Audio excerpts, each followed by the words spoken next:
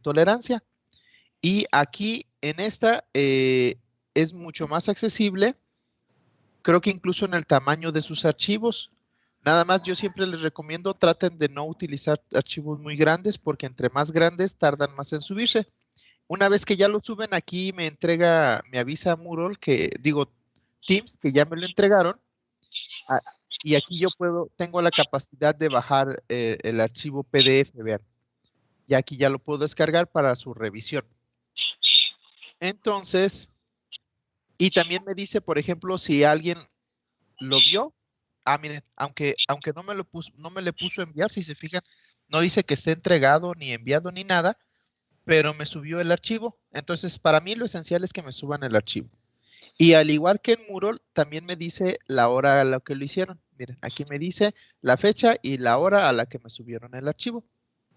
Entonces, vamos a hacer una práctica para ver si en esta plataforma de Teams ustedes se acomodan más a subir sus evidencias, para ver si lo podemos hacer más ágil, principalmente para la parte del examen, que veo pues que desde el semestre pasado, no sé si la plataforma de Moodle se sature, pero veo que genera problemas. Entonces vamos a hacerlo por acá, a ver si esto les ayuda a que sea más fácil para ustedes subirlo.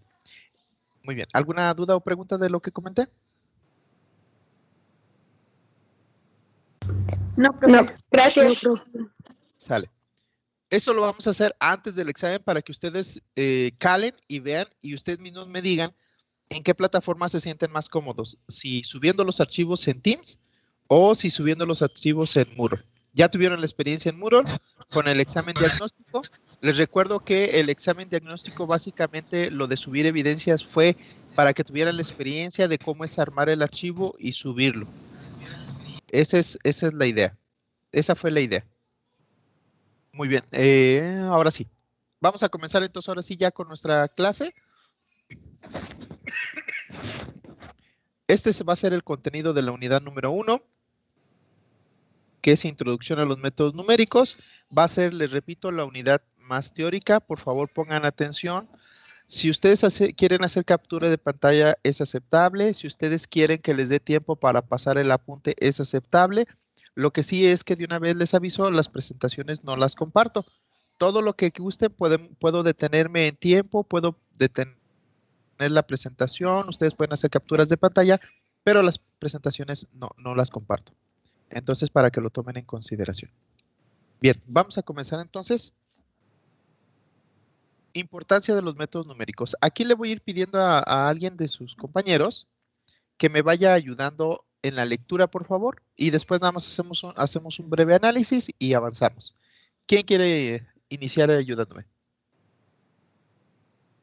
Yo, profe. Adelante. Importancia de los métodos numéricos. Los métodos numéricos son técnicas mediante las cuales es posible formular problemas matemáticos de tal forma que puedan resolverse usando operaciones aritméticas.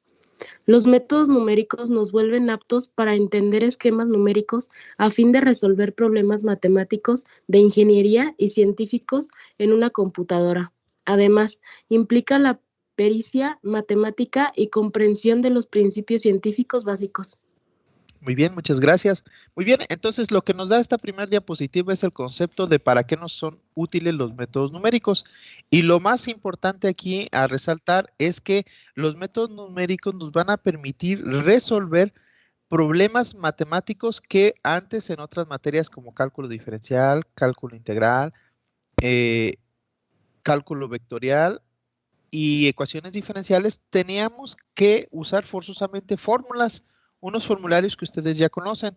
Entonces, los métodos numéricos no requieren de fórmulas tan complejas como esas materias para llegar a un resultado numérico, pero todo lo vamos a hacer a través de operaciones aritméticas, o sea, suma, resta, multiplicación, división, y volvemos un problema matemático que es aparentemente complejo en algo bastante sencillo que podemos resolver en la computadora.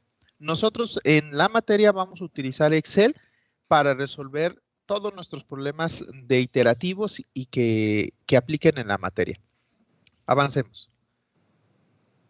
Muy bien. ¿Quién me ayuda a leer por aquí, por favor? Yo, profe. Adelante. Los métodos numéricos pueden ser aplicados, por ejemplo, en cálculo de derivadas, integrales, ecuaciones diferenciales, operaciones con matrices, interpolaciones, ajuste de curvas, polinomios. Entonces, los métodos numéricos son adecuados para la solución de problemas comunes de ingeniería, ciencias y administración utilizando computadoras. Muy bien, muchas gracias. Si se fijan, es un complemento de lo que acabo de decir hace unos momentos, donde les mencionaba que, pues, que esta materia, que es métodos numéricos, nos ayuda a resolver con mayor facilidad todas estas que están aquí. Si yo tuviera que resaltar en esta diapositiva dónde le viera yo la mayor importancia a mi materia, yo diría que para ustedes como ingenieros, el hecho de que les voy a enseñar a hacer interpolaciones de varios tipos y ajustes de curvas son de las cosas que más utilidad tienen para ustedes como ingenieros. Es algo que van a utilizar mucho en otras materias y que sí es de utilidad. Muchas veces están en alguna materia de cualquiera, por ejemplo, mencionar algunos fenómenos de transporte, termodinámica. En termodinámica se utilizan muchas tablas para sacar datos y poder hacer cuentas. Y muchas veces hay datos que están entre dos datos y para eso vamos a necesitar hacer interpolaciones. Bueno, aquí vamos a aprender a hacer esa parte. El ajuste de curvas también es muy útil cuando nos dan una tabla de datos y necesitamos tomar valores, pero diversos, y no queremos estar haciendo tantas interpolaciones. El ajuste de curvas nos permite obtener una ecuación que nos va a permitir obtener valores de esa nube de datos muy aproximados. Y por último, en la parte de ecuaciones diferenciales, que según tengo entendido lo están llevando este semestre, o ya lo llevaron,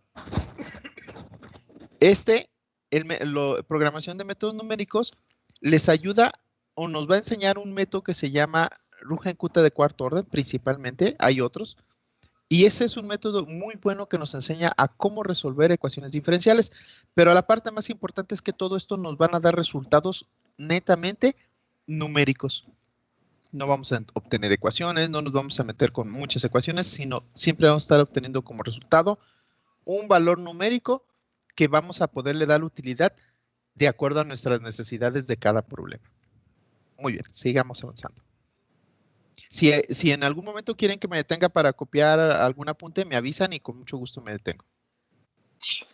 Profe, Mándeme. ¿podría regresar un poquito a la anterior? A esa. Gracias. Sí.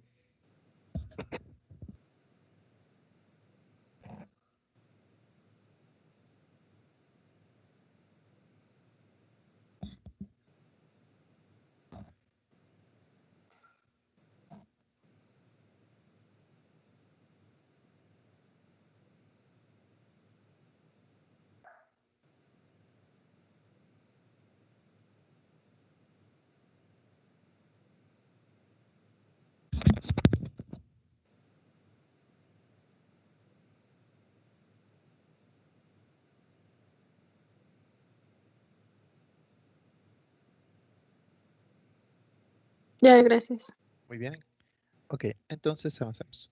Bien, entonces comenzamos con el primer tema. El primer tema, bueno, más bien el segundo tema se llama formulación de algoritmos, diagramas de flujo, estructura del lenguaje de programación. Este tema está muy enfocado para tener las nociones, o más que tener las nociones, recordar las nociones básicas necesarias para realizar una programación.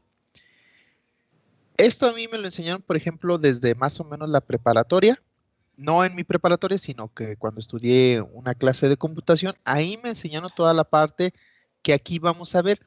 Sin embargo, yo llevé todo un curso relacionado con programación donde vi todo esto.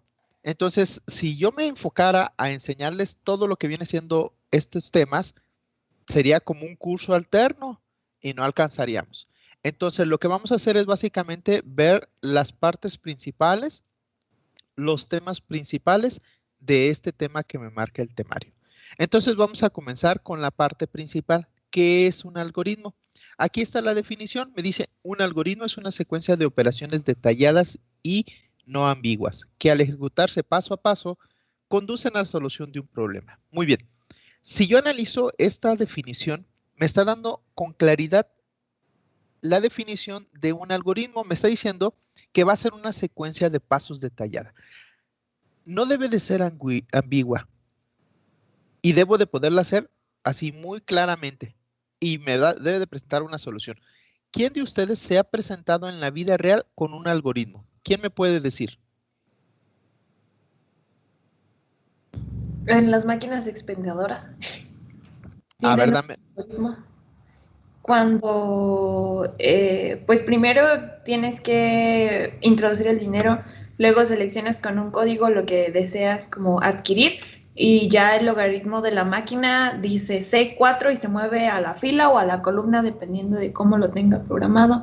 Y ya luego tiene, si completaste la cantidad de dinero que requieres para comprar el producto, te lo da, si no, te manda un mensaje en la pantalla que dice cuánto te falta o te da el cambio y ya luego te entregan el producto. Algo así recuerdo.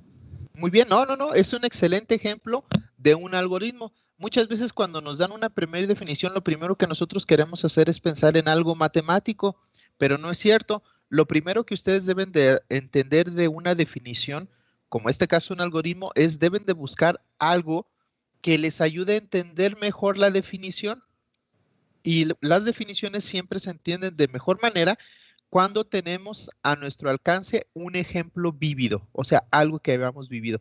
Y el ejemplo que dio su compañera fue más que excelente, porque dice que es una secuencia de operaciones detallada. ¿Cuál es la secuencia? Pues como su compañera nos explicó, agarras tu dinero, lo vas a meter en la rendija, vas a ir poniendo moneda por moneda hasta alcanzar la cantidad marcada. Esas son las operaciones que tienes que hacer y no son ambiguas. ¿Por qué? ¿Qué es que sea ambigua? Que nada más dijera, por ejemplo, y pone el dinero, pero no dice cuánto. Pues ¿cuánto dinero le voy a poner? Le voy a poner 5 pesos y si el producto vale 10 y si le pongo 20, ¿me va a regresar cambio? Si no hay la claridad en las operaciones, entonces hay ambigüedad. Entonces, un algoritmo no debe de ser ambiguo, debe ser muy claro. Se debe de ejecutar paso a paso, así como su compañero nos fue diciendo, pones el dinero, presionas el botón del producto que tú quieres, la máquina se mueve y te entrega el producto, sacas el producto y obtienes lo que tú querías. Así debe de ser. Y conduce a una solución. ¿Cuál es la solución en este ejemplo? Pues que les entregó a ustedes el producto, la máquina expendedora. Para mí me pareció un excelente y muy claro ejemplo. Muy bien, dentro de este mismo tema, de esta misma definición, ahí en la parte de abajo dice características de los algoritmos. Esas características son una reafirmación de la definición anterior. Si se fijan, dice, debe tener un punto particular de inicio. En el ejemplo que nos dio su compañera, el punto particular de inicio es introduce el dinero. Ese es el punto. Confiable, definido. O sea, ¿qué es que sea definido y confiable? Que si le pones la cantidad exacta de dinero y la máquina tiene el producto, pues te va a dar una solución al problema, que es que te va a entregar el producto. Debe indicar una orden a seguir. Si ustedes van a una máquina expendedora, que supongo todos hemos ido a una, si se fijan, tiene pegada una calcamonía que te dice, paso 1, haz esto, paso 2, haz esto, paso 3, haz esto, paso 4, haz esto, paso 5, haz esto. Entonces, las máquinas expendedoras tienen sus paso a paso de cómo la utilices para obtener tu producto. Luego dice, debe ser general, es decir, soportar la mayoría de las variantes. ¿A qué se refiere? Pues precisamente a lo que yo les decía. Y si traigo un billete de A20, ¿la máquina me lo va a aceptar? Ah, bueno, la gente que elaboró ese algoritmo debe de visualizar el hecho de que puede ser que alguien traiga un billete. Entonces tiene que tener una rendija no solo para monedas, sino también para billetes. Bueno, y me va a dar cambio, también la máquina tiene que estar construida para que entregue un cambio si tú das dinero de más. Y si ustedes lo saben, pues también lo resuelve. Entonces, a eso se refiere con soportar la mayoría de las variantes. O sea, la persona que construye el algoritmo debe pensar como lo haría cualquier usuario. Todos los usuarios. Hasta el más simplista, si ustedes lo quieren ver, en el sentido de una tontería que se le ocurre. Bueno, el que genere el algoritmo debe de tratar de cubrir todas las necesidades de esa persona. Algo tan simple como que ahí decía 10 pesos y le metiste 9, ¿qué va a pasar? si le apachurras el botón, ¿qué va a pasar? Pues no te va a dar el producto, pero te va a mandar un mensaje, saldo insuficiente. ¿Y entonces ya perdí mi dinero? No, hay otro botón en la máquina que si tú lo presionas te regresa el dinero. Y debe ser finito. ¿Qué quiere decir eso? Que se debe de acabar en un momento dado. No puede ser que, por ejemplo, si el producto costaba 10 pesos y tú le pusiste 9, se quede ahí atorada la máquina y entonces ya no te dé tu producto ni te dé tu dinero. Eso sería un problema. Eso sería que el algoritmo no es finito. Entonces, el hecho de que sea finito quiere decir que tiene que terminar de una manera u otra. O te entrega el producto o te regresa tu dinero. Y esas son las características más generales que debe de cumplir un algoritmo. ¿Hasta aquí alguna pregunta, muchachos?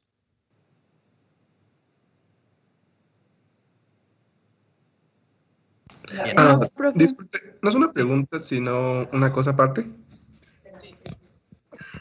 Dime. Un compañero me dice que si lo puede meter porque no lo ha metido el grupo. ¿A cuál grupo? Al de métodos numéricos, dice que no está en la clase o en el... Ay, caramba. A ver, espérame.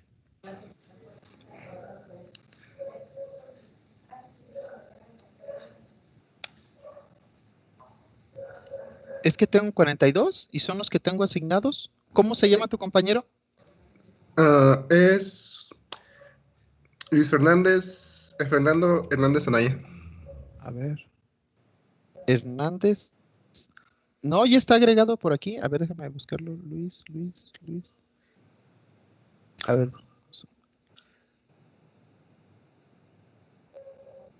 Ay.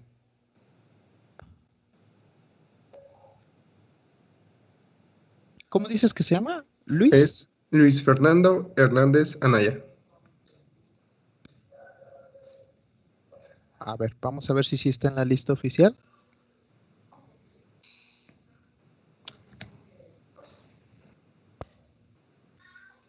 A menos pues que me lo hayan agregado recientemente y que por eso no lo... Podría ser. Sí, es que me lo acaban de agregar. Éramos 42 y ya somos 43. Ok, a ver, déjame anotarlo y de una vez agregarlo. Ok, muchas gracias. Hernández. ¿Él? ¿Luis Fernando Hernández Anaya? Sí, ese.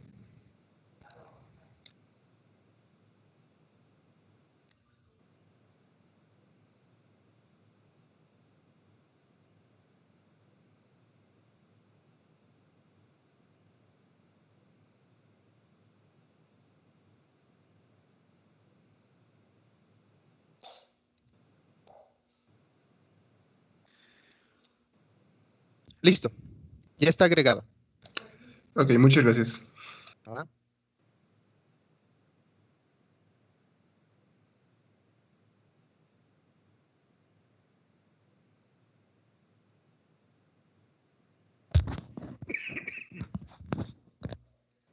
Muy bien. Continuemos. Ok. En cuestión, cuando estamos hablando de los algoritmos, ya aplicado un poquito más a la parte de las computadoras, porque los algoritmos tienen una aplicación gigantesca como no se pueden imaginar. Entonces, se clasifican en esencia en dos grandes ramas, cualitativos y cuantitativos. Los cualitativos son aquellos que se describen en pasos utilizando meramente puras palabras.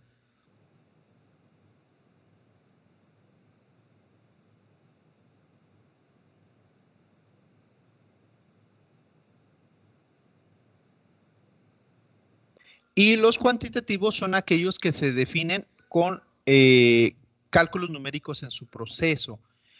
Algunos nada más les digo son puras palabras como que, a ver, un ejemplo, a ver uno que sea meramente numérico, digo con puras palabras. Déjame pensar. Aquí debo de tener algún ejemplo. Ahí está, por ejemplo, miren. Aquí hasta abajo, este es un algoritmo. Dice, si la calificación del estudiante es mayor a 59, imprimir aprobado. Si no, imprimir reprobado. Este es un algoritmo, el que está aquí abajo, que es meramente con palabras. ¿Por qué? porque no utilizó ninguna operación matemática dentro de él para poder llevar a cabo las operaciones el paso a paso. Y hay algoritmos donde hacen operaciones matemáticas. Por ejemplo, en este de aquí, multiplica, por ejemplo, te dice aquí ingresos y salarios. Te pide que des el nombre, las horas que trabajó y el precio por hora, y te hace una operación donde calcula las horas por el precio, luego lo multiplica por la tasa por el salario bruto, hace operaciones aritméticas dentro del mismo y al final te entrega el nombre, el salario que le corresponde, su tasa y su salario neto. Entonces, este es de tipo cuantitativo y este es de tipo cualitativo, que son estos dos que estoy mencionando aquí. O sea, los algoritmos pueden ser en forma general clasificados de esa manera. Para representar un algoritmo, usualmente se representan de dos maneras principalmente. Puede ser que en algún libro especializado en la parte de algoritmos encuentren alguna otra representación, pero en su forma más general lo representamos o como pseudocódigos o como diagramas de flujo. ¿Qué es un pseudocódigo? El pseudocódigo es representar un algoritmo en una forma narrativa. O sea, ustedes explican paso a paso con palabras el cómo se va a hacer el algoritmo. El diagrama de flujo es explicar el algoritmo con representaciones gráficas de las palabras u operaciones que nosotros queremos hacer. Estas representaciones gráficas no se pueden tomar al azar, ni se toman al azar. Estas representaciones gráficas ya están establecidas por lo que viene siendo el ANSI. El ANSI es el Instituto Norteamericano de Normalización. En este instituto se dedicaron a establecer y caracterizar y definir cuál símbolo va a representar qué operación. Y ahora, si tú quieres representar un algoritmo a través de un diagrama de flujo, no lo puedes hacer con la simbología que tú quieras. Tienes que seguir la simbología que ellos dicen para que sea considerado como válido. En el caso del pseudocódigo, no se ocupa una simbología porque este es descrito con palabras. Muy bien. Hasta aquí. ¿Alguna pregunta? ¿Vamos bien? ¿Todo bien? Todo bien, profe. Perfecto, perfecto. Entonces, continuemos. Ok. Pseudocódigo. Algunas características. Podemos encontrar más, pero estas considero yo son de las más importantes. ¿Alguien que me ayude a leerlas, por favor?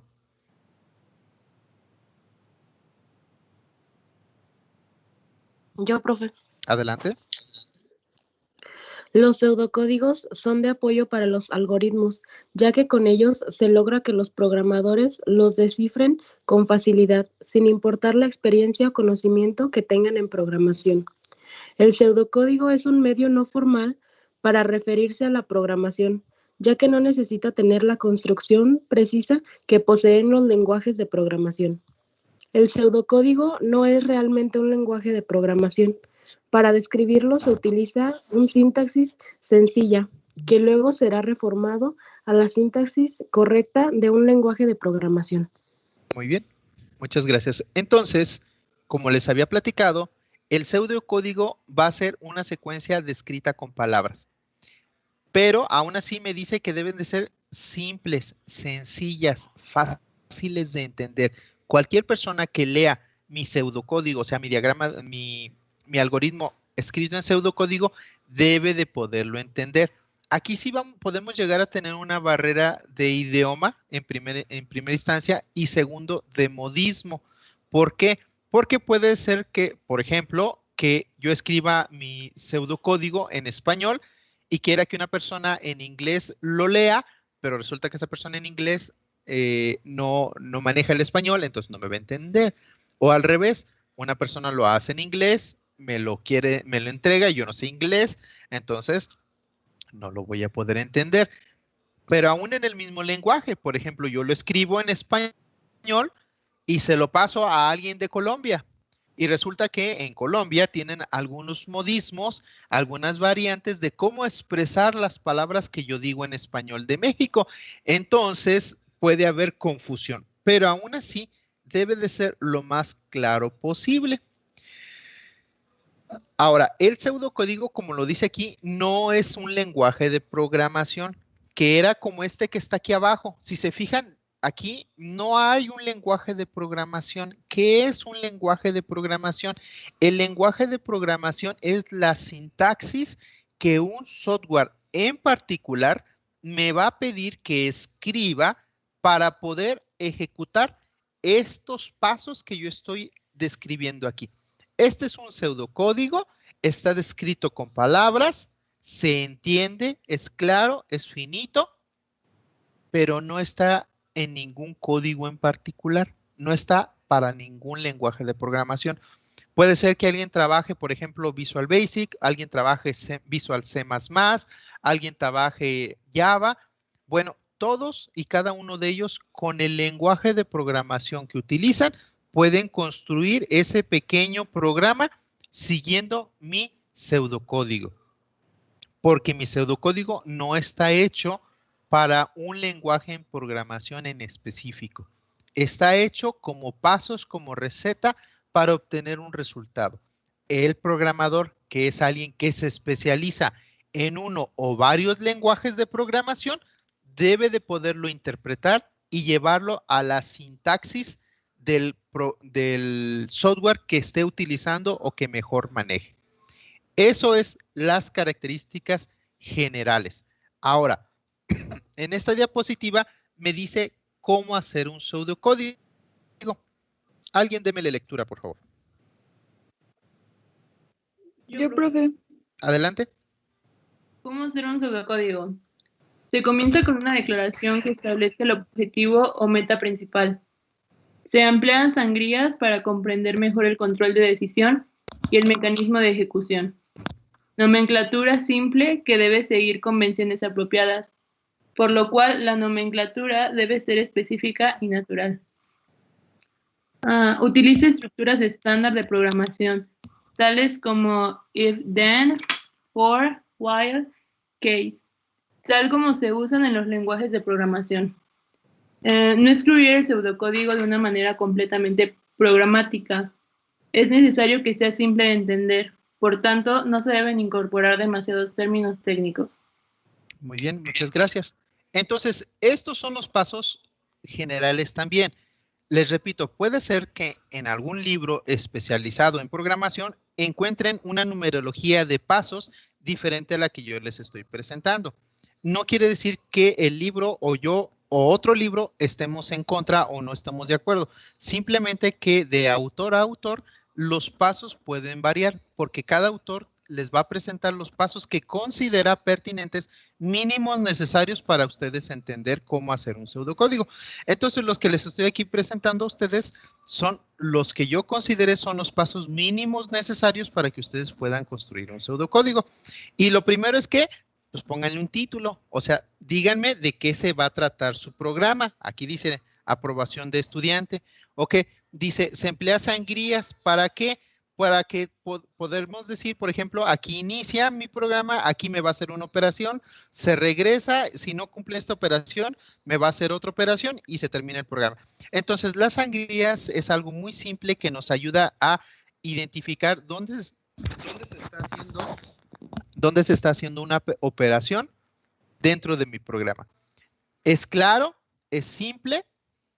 Y me dice que a pesar de que se supone no debo de utilizar lenguaje de programación, sí le puedo meter algunos cuantos códigos. Estos códigos son comunes porque prácticamente todos los lenguajes de programación utilizan la misma simbología. El condicionante, sí y entonces, por, mientras y casos son los condicionantes que muchos lenguajes de programación utilizan. Entonces, si yo aquí, por ejemplo, digo, un segundo.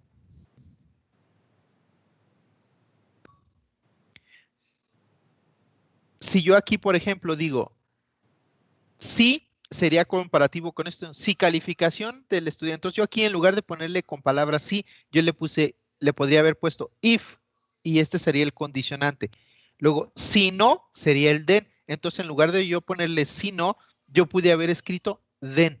Y luego aquí, fin del sí, que se pone como end if. O sea, para entendernos mejor, lo voy a hacer. Por ejemplo, yo le hubiera puesto if calificación es mayor a 59, y aquí una sangría, imprimir aprobado. Then. Se puede poner then, o algunos manejan el if not. Imprimir reprobado. Y aquí dice fin del sí. En algunos lenguajes de programación le ponen end if. Y listo. En este pseudocódigo que estoy escribiéndoles aquí a un ladito, es exactamente lo mismo, exactamente el mismo, pero estoy introduciendo el lenguaje de programación común. Estas condicionantes son muy comunes en los lenguajes de programación y no hay problema si en mi pseudocódigo los agrego, porque un programador los va a entender con facilidad. Muy bien. ¿Hasta aquí? ¿Alguna duda o alguna pregunta? ¿Todo bien?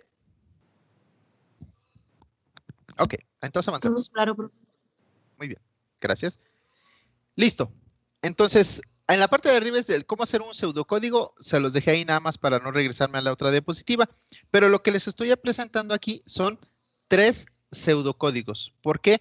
Porque los pseudocódigos, recuerden que son ejemplos secuencia de pasos de un algoritmo que se va diciendo con palabras. Y vean ustedes cómo les estoy presentando 3 casos.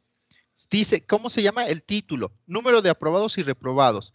Dice, iniciar aprobados a 0. Aquí lo que está haciendo es poner las variables a 0, o sea que comencemos en 0. Comienza a contar los estudiantes y va haciendo una secuencia de pasos, pero observen cómo lo va haciendo todo. Renglón por renglón me va diciendo qué es lo que va a tener que programar el usuario de programación. O sea, me está diciendo, en este renglón tienes que hacer esto. Yo quiero que haga esto. Yo quiero que haga esto. Y al final me vas a mandar a aumentar la matrícula. Bueno, esto es lo que tienes que hacer. En este otro pseudocódigo, si se fijan, viene el título, cálculo de ingresos y salarios, comienza pidiéndome los valores de las variables, hace una serie de operaciones internas del programa y termina enviándome el nombre, salario, tasas y todo. Ok, en este otro, si se fijan, en este ya es uno mucho más compacto, no está tan expresado tan detalladamente como este otro de acá, pero aún así se entiende. Es un proceso de definir quién es mayor, número mayor. Entonces, lo primero que hace es que me pide que introduzca un valor A, luego va a introducir un valor B. Lo que hace es compara, si dice si A es mayor que B, entonces vas a escribir el mayor es A. Me dice si no, entonces vas a escribir el mayor es B y termina el proceso, fin del proceso. Este sigue siendo un pseudocódigo a pesar de que no fue explicado a tantísimo detalle, pero para un programador es suficiente para entenderse. Y no se considera un programa. ¿Por qué? Porque no está escrito en ningún lenguaje de programación. Está escrito solamente siguiendo estas reglitas básicas que ya les había explicado. Muy bien, estos son solamente 3 ejemplos. Vamos a continuar. Diagrama de flujo. Hágame alguien el favor de leerlo, por favor.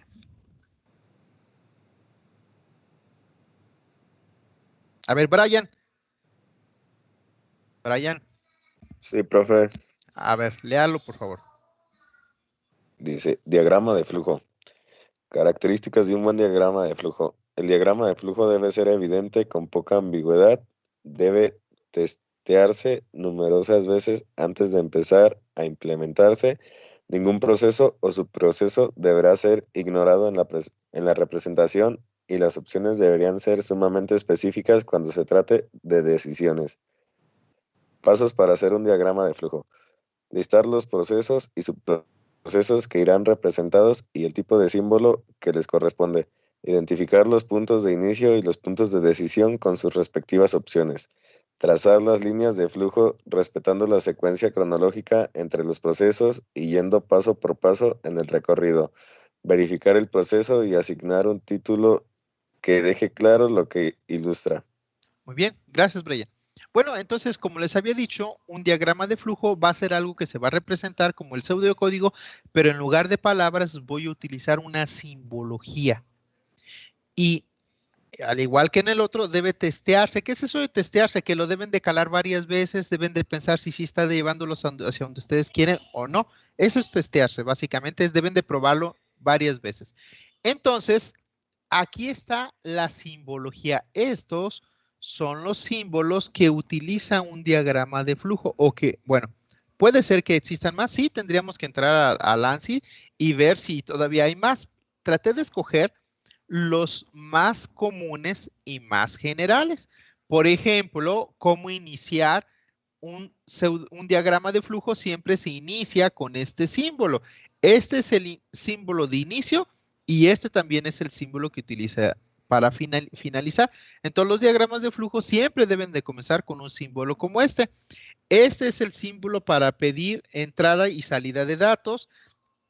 Este es un símbolo para hacer operaciones internas. Este de aquí es un símbolo de condicionante si no. O sea, me refiero a este condicionante que dice, si pasa esto, escribir esto. Si no, escribir esto otro. Esta operación en pseudocódigo en un diagrama de flujo se representa con este símbolo que se le conoce como de decisión.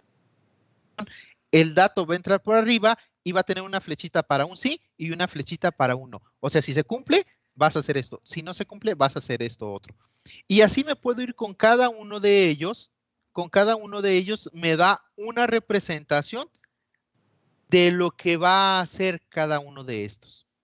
Ahora, ¿cómo se unen? Bueno, eso sería ya hablar de qué tipos de diagramas de flujo estamos trabajando.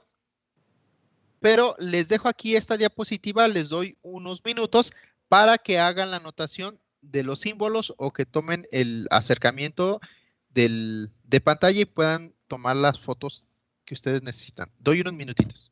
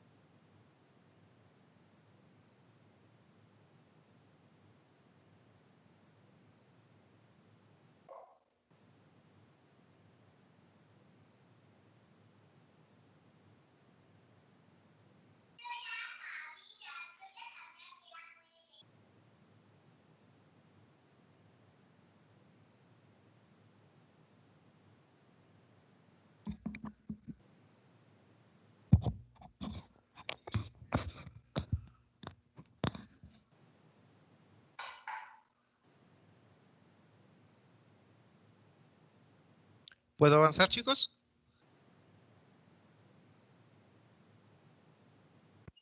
Sí. Sí. Muy bien.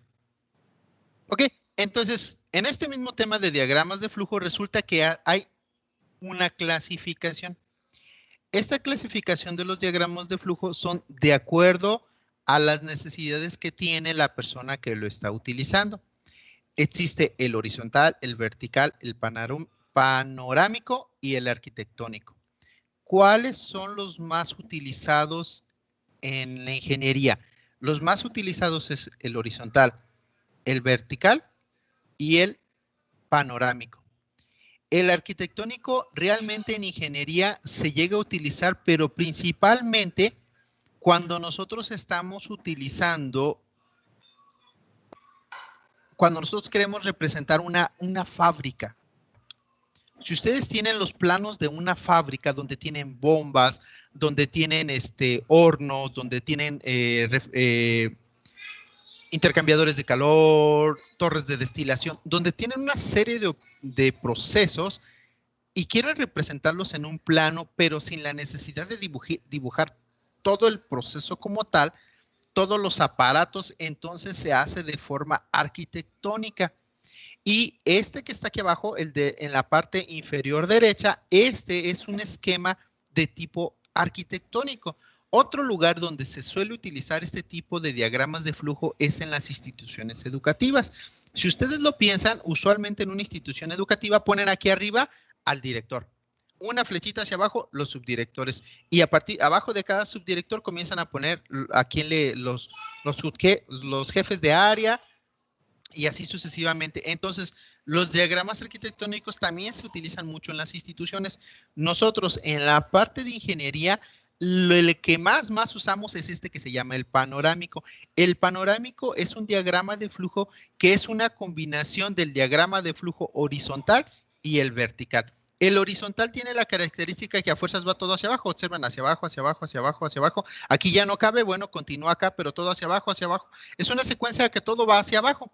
El que es vertical es lo mismo, la misma el concepto, pero lateralmente. Observen, va a la derecha, baja, y izquierda, izquierda, izquierda, izquierda, baja y a la derecha. Este es un horizontal, este es un vertical, y la característica del panorámico es que combinan los dos. Aquí tengo inicio verticalmente y horizontalmente. Continúo vertical y horizontalmente y continúo. Entonces, es una combinación de estos dos y es el que más se utiliza en ingeniería. Si ustedes ocuparan hacer programas de computadora, este es de los más comunes que utilizarían. Este de acá, que es el arquitectónico, es muy raro que nosotros como ingenieros los lleguemos a utilizar. Sin embargo, el hecho que no los utilicemos no quiere decir que no aprendamos o que no sepamos usarlos. Cuando ustedes van a una industria, este es un tipo de diagrama muy fácil de localizar porque los ingenieros lo tienen en sus oficinas para ver dónde está cada proceso, identificar con facilidad dónde está alguna operación que ocupen ir a atender. O incluso en las rutas de visitas, para poder explicar a los visitantes de las empresas en qué parte del diagrama de su empresa se encuentran y qué operación van a ver. Muy bien, estos son los tipos de diagramas de flujo, así se escriben, así se representan, estos son los que se manejan. Y si se fijan, todos ellos traten de utilizar toda esta simbología que no es que yo me la haya inventado, como les dije, ya está establecida cómo se debe de utilizar. Muy bien, continuamos. Programación en un lenguaje, programa en un lenguaje de computadora. Muy bien, a ver, aquí, Gustavo. Gustavo. ¿No estás? ¿Se salió Gustavo? Brian, despiértalo.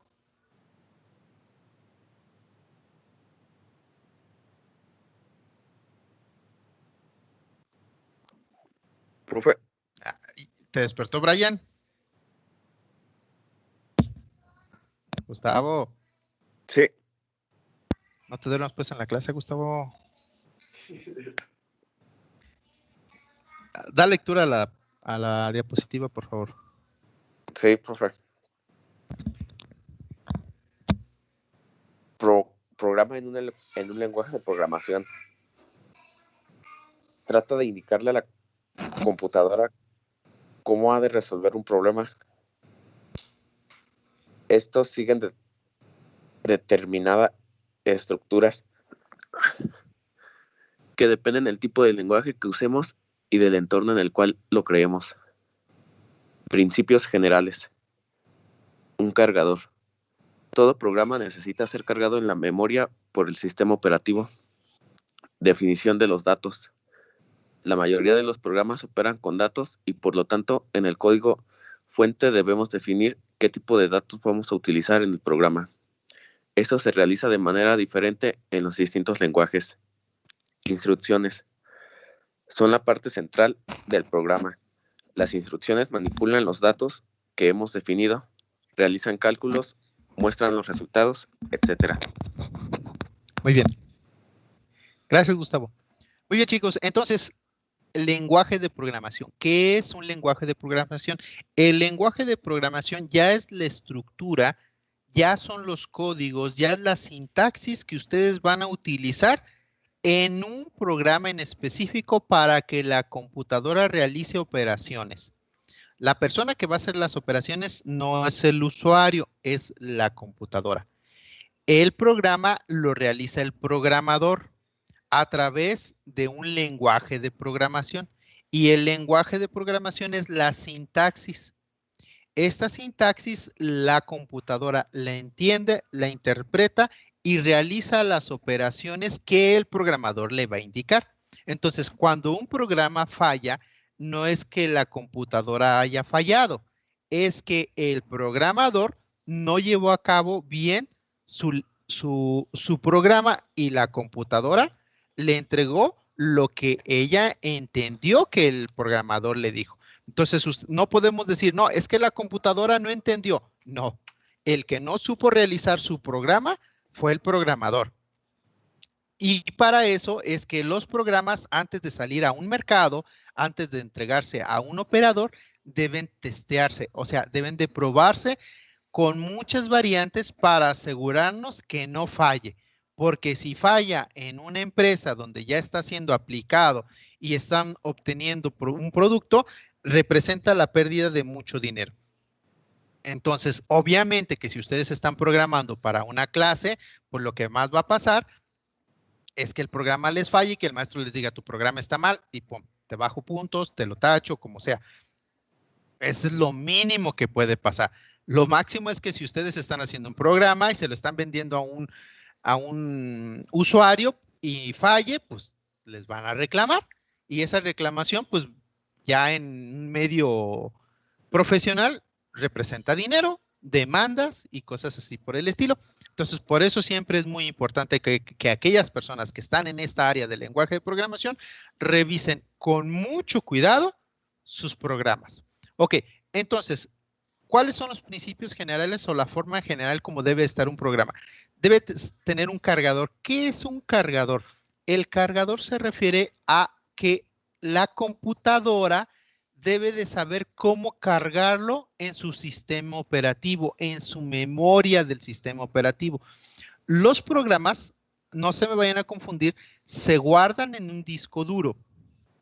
Se ejecutan a través de un programa general. Por ejemplo, Visual C, Visual C++, Visual Basic. Ese es el programa que ejecuta los programas. Los programas son las sintaxis, todos los códigos que ustedes van a meter, pero todos esos códigos los tiene que ejecutar un programa. Si ese programa que ustedes utilizan no genera archivos ejecutables, entonces el programa siempre va a necesitar de otro programa para abrirse. ¿Cómo les puedo explicar esto de una forma que nos entendamos? Muy sencillo. Si ustedes no tienen instalado en su computadora un lector de PDF, nunca van a poder abrir su archivo PDF. Si ustedes no tienen instalado en su computadora Office, nunca van a poder abrir un archivo de Word. ¿Por qué? Porque el Word todo lo que escriben en el Word está escrito en una sintaxis de programación que solamente el Office Word la entiende.